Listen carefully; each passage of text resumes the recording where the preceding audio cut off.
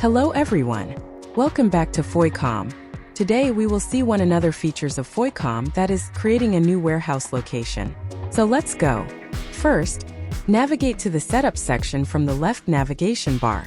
Under the Setup, click on Inventory, then select Warehouse Setup and under it click on Location.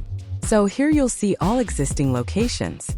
To create a new warehouse location, simply click on the Create button. Enter your location name.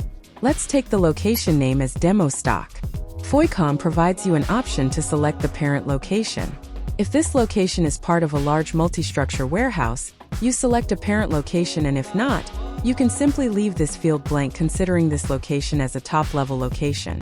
Now, let's fill in the additional information related to this location. You can specify the location type and choose the location category if applicable. Additionally, you can select if this is a scrape location or return location by checking the relevant boxes shown here. You can also provide a barcode to this location for easy identification.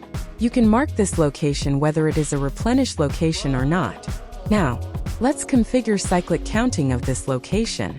Under cyclic counting, you can set inventory frequency in days to manage stock. Foycom also allows tracking last fill inventory, as well as next expected inventory for the location. This helps for better inventory management. Now let's define the logistic strategy for this location.